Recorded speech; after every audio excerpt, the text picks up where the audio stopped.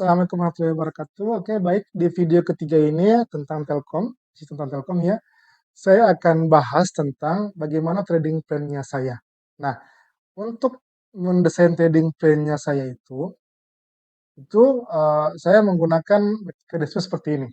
Jadi sebelum kita lihat ya bagaimana cara saya mengatur trading plan-nya.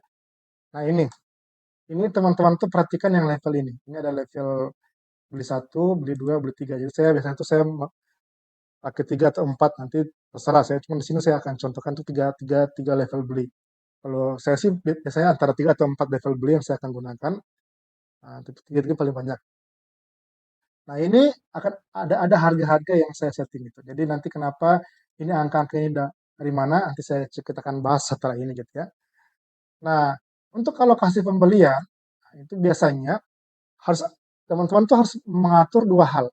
Yang pertama dulu yang ini nih, yang ini. Teman-teman harus atur dulu berapa maksimal pembelian untuk apa namanya, untuk saham Telkom ini gitu. Artinya, kalau katakanlah teman-teman punya dana di portofolio keseluruhan nih, ada 100 juta rupiah, berarti kalau 30% dari portofolio berarti teman-teman itu akan membeli 30 juta saham ini secara maksimal.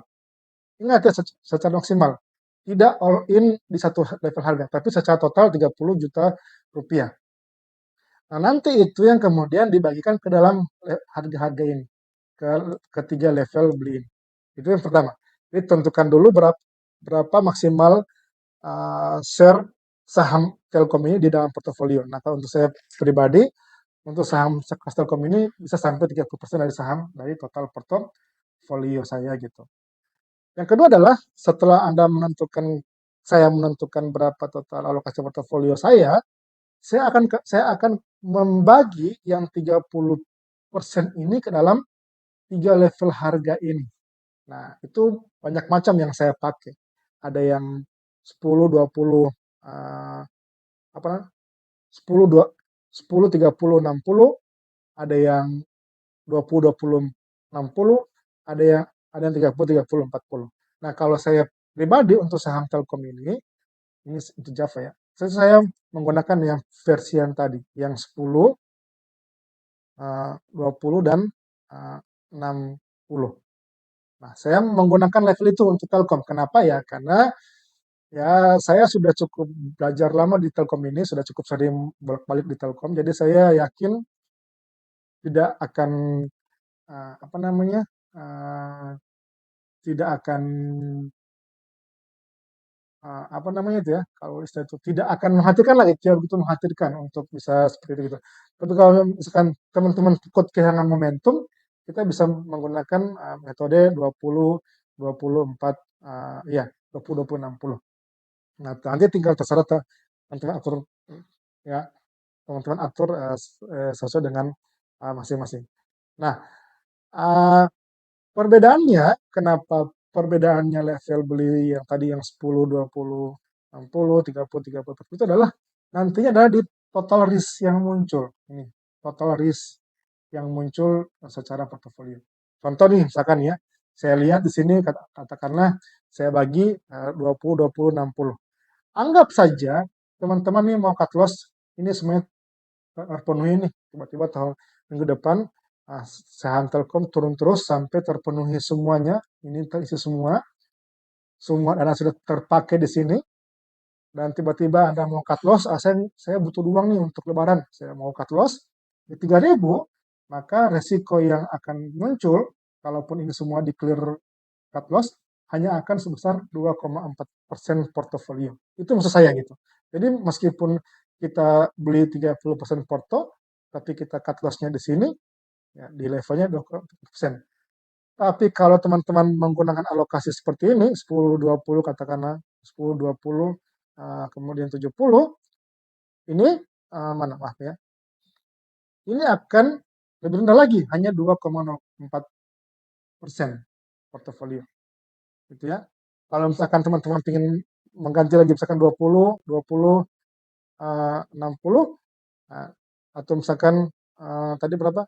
10, 30, 70, ya, 10, 30, 60, 2,29%. Jadi itu, jadi ini hanya akan membedakan berapa total risiko yang akan muncul kalau seandainya mau cut loss. Tapi kalau saya pribadi saya tidak akan cut loss untuk saham-saham seperti Telkom ini gitu.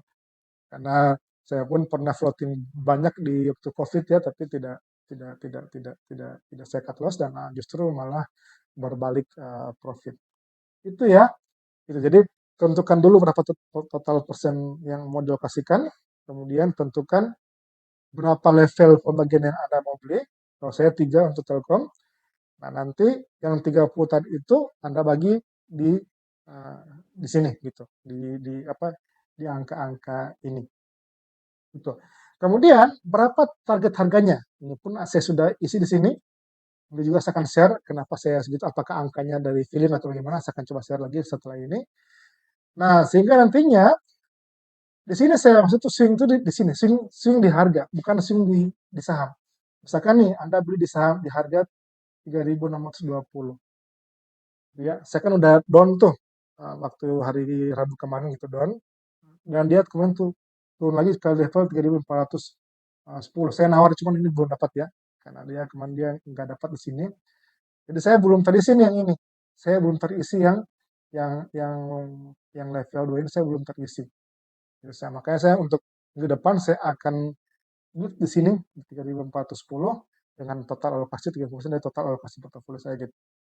Nah, kalau nantinya ini semuanya terisi, ya kan, ini ada warna hijau, orange dan ungu, gitu ya. Nah, ini masih begini. Jadi kalau level 1 ini, ya, level 1 ini, kita jual di harga sekian, kita punya profit 4,97% dari posisinya gitu ya. Atau setara 0,15% portofolio.